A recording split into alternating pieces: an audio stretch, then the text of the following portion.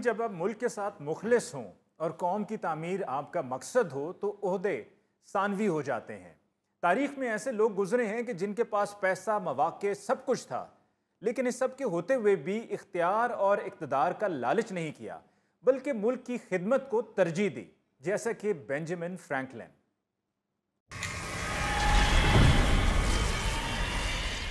Mister Ali जी, असल बात ये नहीं है कि आपके नीचे कुर्सी कितनी बड़ी है।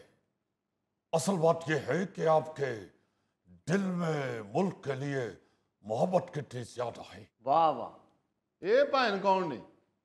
शक्ल तो कितने वेखी वेखी लगती। गौरी साहब, आप अमेरिका जाते रहते हैं और आपने यकीनन देखा होगा कि अमेरिकी डॉलर का जो सबसे बड़ा नोट है $100, उस पर यही चेहरा है, mister Benjamin Franklin, founding father of the nation. हाँ हाँ हाँ, ये तो वही बाबा जी ने जिन्हों की डॉलर ते फोटो होंगी। ये तो कौम की मेरे साथ मोहब्बत है कि उन्होंने मुझे इस काबिल समझा, वरना मैंने कभी किसी ओहदे के लिए लालच नहीं किया। मेरा ख्याल है अमेरिका के पहले सदर सन। बहुत से लोगों को गलत फहमी है कि मैं अमेरिका का सदर रहा हुआ हूँ, लेकिन हकीकत में ऐसा नहीं है। मैं कभी अमेरिका की सदारती दौर में शामिल नहीं हुआ, क्योंकि मुझे यकीन था कि अगर अमेरिका को अजीम बनाना है, सुपर पावर बनाना है, बड़ा बनाना है, तो फिर अपने आप को इन छोटे छोटे ओहदों के लालच से ऊपर उठाना पड़ेगा। दैट्स व्हाई मैंने यही किया। जाती ख्वाहिश और जाती मफाद पे मुल्क की मफाद को तरजीह दी। मुल्क के अंदर और आलमी सतह पर अमेरिका की आजादी का मुकदमा लड़ा। दुनिया को अमेरिकी आजादी की वजूहात पे कायल किया, क्योंकि बैनुल अक़वामी सतह पर सबसे ज्यादा मशहूर अमेरिकी मैट हवे। मैंने कई साल इंग्लैंड में अमेरिकी रियासत पेंसिल्वेनिया की नुमाइंदगी की थी, और जब अमेरिका आजाद हुआ तो फ्रांस और स्वीडन में पहले अमेरिकी सफीर का मैंने ओहदा संभाला था। वाह वाह, लो जी, अमेरिकी डॉलर ही नहीं सिर्फ डाडा, अब बाबा जी भी बहुत डाडे ने। फ्रैंकलिन साहब, अगर तुसी इजाजत दियो तो ਤੁਹਾਡੇ ਨਾਲ थोड़ा ਜਿਹਾ फ्री हो के ਤੁਹਾਡੀਆਂ 8-10 ਤਸਵੀਰਾਂ ਨਾ ਮੰਗ ਲਵਾਂ।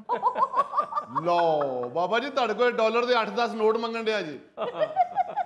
और नहीं यार, मैं ਉਹਨਾਂ ਦੀਆਂ ਤਸਵੀਰਾਂ ਆਪਣੇ ਬਟੂਏ ਦੇ ਚ ਰੱਖਣਾ ਚਾਹਨਾ। ਉਹ ਭਾਈ ਉਹ ਕਦੇ ਵੀ ਨਹੀਂ ਦੇਣਗੇ, ਉਹਨਾਂ ਨੂੰ ਪਤਾ ਕਿ ਅਸੀਂ ਪਾਕਿਸਤਾਨੀ ਕਾਇਦੇ ਆਜ਼ਮ ਦੀ ਤਸਵੀਰ ਨਾਲ ਕੀ ਕਰਨ ਦੇ। ਐਵੇਂ ਬਹੁਤਾ ਫ੍ਰੀ ਨਾ ਹੋ, ਤੁਹਾਡਾ ਨਾ ਬਹੁਤਾ ਬੈਂਜਾਮਿਨ ਫਰੈਂਕਲਿਨ ਸਾਹਿਬ ਨੂੰ ਮੈਂ ਜਾਣਨਾ। ਚਾਚਾ ਜੀ, ਤੁਸੀਂ ਬੈਂਜਾਮਿਨ सिस्टर ਦੇ खालू नहीं? तो यार गौरी, कुछ होश के नाखुन लो। ये अमेरिकी तारीख के सबसे बड़े आदमी हैं। ये वही साहब हैं जिन्होंने उन चारों दस्तावेजात पे दस्तखत किए जिसकी वजह से पहले अमेरिका को अमेरिका और बाद में सुपर पावर बनाया। वाह, देखो, कोई मुल्क मजबूत मईशत के बगैर आगे नहीं बढ़ता। बल्कि दुनिया को मईशत मुतहर्रक करने के लिए रकम की फराहमी बढ़ाने और कागज की करेंसी की अहमियत का तस्वुर दिया था। वाह जी वाह सर जी, ਤੁਹਾਡੇ ਤੇ ਮੇਰੇ ਦਾਦਾ ਜੀ ਦੇ ਖਿਆਲਾਤ ਬਹੁਤ ਮਿਲਦੇ ਨੇ।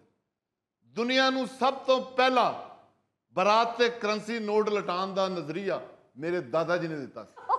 ਉਹ ਭਾਈ ਤੇਰੇ ਦਾਦੇ ਨੇ ਸਿਰਫ ਸਾਦੇ ਨੋਟ ਲੁਟਾਉਣ ਦਾ ਨਜ਼ਰੀਆ ਦਿੱਤਾ ਸੀ ਤੇ ਮੇਰੇ ਦਾਦੇ ਨੇ ਪੱਖੇ 'ਚ ਮਾਰਨ ਦਾ ਨਜ਼ਰੀਆ ਦਿੱਤਾ ਸੀ। मेरा ख्याल है ਤੁਹਾਡੇ ਦਾਦਾ जी ने दूल्हे ਦਾ ਹਾਰ ਤੋੜਨ ਦਾ ਨਜ਼ਰੀਆ ਦਿੱਤਾ ਸੀ। ओ गरीबो, क्या बातें कर रहे हो, नोटों के चक्रों में फंस गए हो। अरे भाई, ये मिस्टर बेंजामिन फ्रैंकलिन हैं, founding father of the nation के अलावा ये एक एडिटर, मुसन्निफ, मौजद, सियासतदान, स्कॉलर, फलसफी और सिफारतकार। इससे बढ़कर और क्या हो सकता है एक मुल्क के लिए। क्या बात है, वाह। ਹੋਏ ਹੋਏ ਹੋਏ ਹੋਏ, ਇੰਨੇ ਕੰਮ ਕਰਦੇ ਸੋ ਤੇ ਟਿਕਟੌਕ ਕਿਹੜੇ ਵੇਲੇ ਵੇਂਦੇ ਸੋ? अगर आपके अंदर कुछ करने की लगन हो तो जिंदगी आपके लिए रास्ते और दरवाजे खोल देती है। बिल्कुल। मुझे 5 जुबानें आती थी। मैंने सिर्फ 2 साल बाकायदा ये रस्मी तालीम हासिल की। उसके बाद जो भी किया अपनी लगन के साथ किया, अपनी मेहनत के साथ किया है। वाह जी वाह। आप लोग सुन के हैरान हो गए। बचपन के अंदर मुझे मल्लाह बनने का शौक था, अच्छा।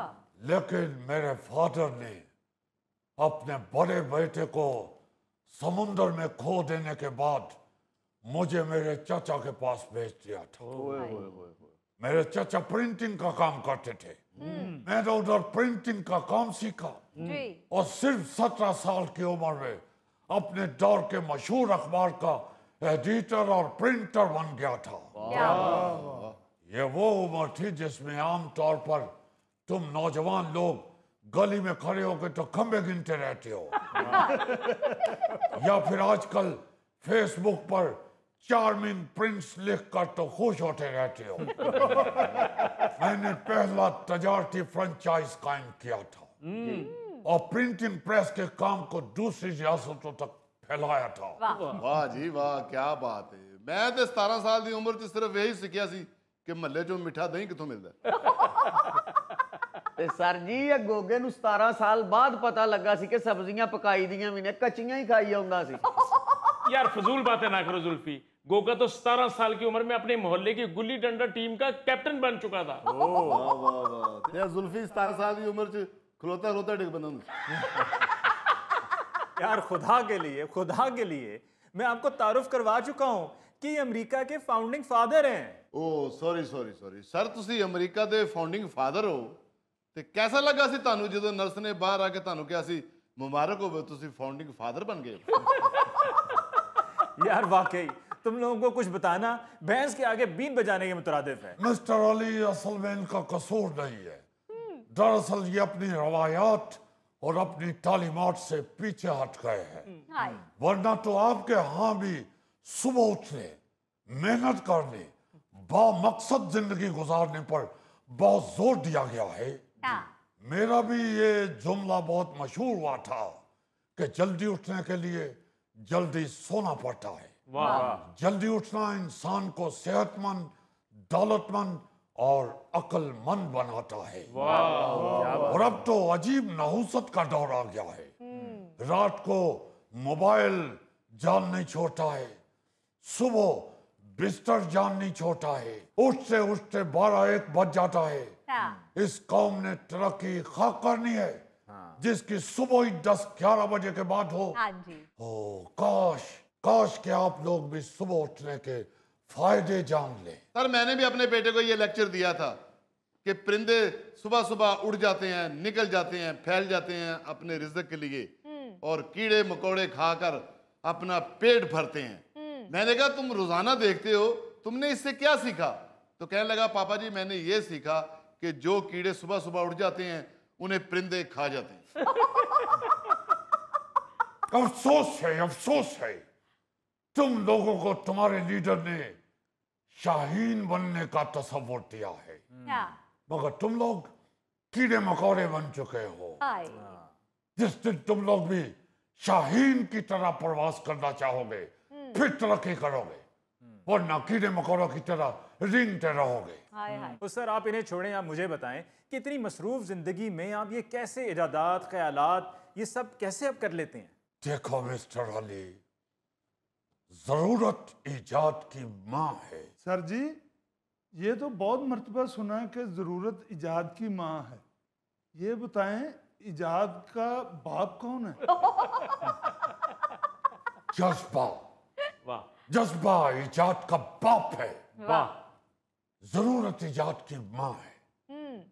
कुछ करने के लिए सोचने वाला दिमाग और जज्बे से भरा हुआ दिल चाहिए होता है। देखो मैंने फिलाडेल्फिया में पहली फायर फाइटर कंपनी शुरू की जो मुकम्मल रजाकार फायर फाइटर कंपनी थी। और इसी सिलसिले को आगे बढ़ाते हुए मैंने 1736 में यूनियन फायर कंपनी कायम की जिसे दुनिया मेरी बाल्टी ब्रिगेड के नाम से